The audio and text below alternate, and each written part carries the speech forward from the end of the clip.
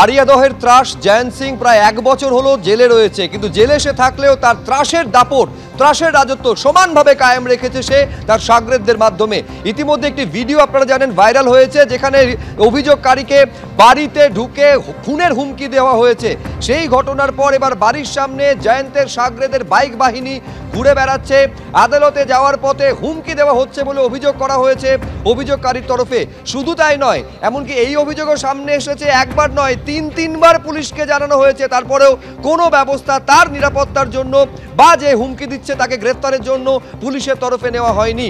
আরো বিস্তারিত আমরা জানবো, সরাসরি কথা বলবো। ময়ূক ঠাকুর চক্রবর্তী আমাদের সঙ্গে রয়েছে। আমি বলছি ময়ূক, অভিযোগকারী যার নিরাপত্তার ব্যবস্থা আগে পুলিশের করা উচিত, এখন তিনি তো সব থেকে বেশি অসহায় বলে মনে হচ্ছে।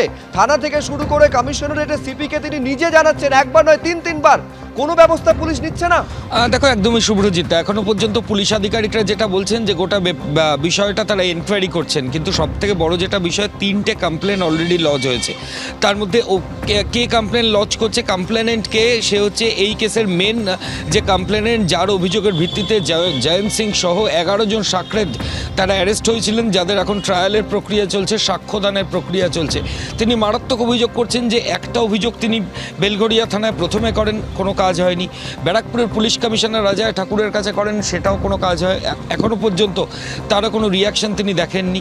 এবং তারপর ফের তিনি আবার বেলঘরিয়া থানায় কমপ্লেন করেন, কিন্তু এখনও পর্যন্ত পুলিশ আধিকারিকরা সেই কমপ্লেনের ভিত্তিতে কোনো পজিটিভ কিছু করেননি। অভিযোগকারী এটাও দাবি করছেন প্রভাবশালী কেউ জয়ন্ত সিংয়ের শাকরেদদের তাদেরকে গার্ড করছে, তাদেরকে ইমিউনিটি দিচ্ছে, এবং ঠিক সেই কারণেই সম্ভবত পুলিশ আধিকারিকরা সক্রিয় হচ্ছেন না, এমনটাই তার দাবি। যদিও পুলিশের তরফ থেকে পাল্টা যেটা বলা হচ্ছে যে না, তারা এনকোয়ারি করছেন, কিন্তু যে অভিযোগটা আসছে সেটা মারাত্মক শুভ্রজিৎ। যে কোর্টে যখন এই অভিযোগকারী তারা যাচ্ছেন সাক্ষী দিতে, তখন তাদের হুমকি দেওয়া হচ্ছে, সোশ্যাল মিডিয়াতে হুমকি দেওয়া হচ্ছে, বাড়ির সামনে বাইক নিয়ে জয়ন্ত বাহিনী, যারা অ্যারেস্ট হয়নি কিন্তু তারা যারা ওই এলাকায় উৎপাত করতো, তারা কিন্তু ক্রমাগত হুমকি দিয়েই যাচ্ছে। এমনটাই অভিযোগকারী মূল কেসের তিনি কিন্তু বারবার করে করছেন।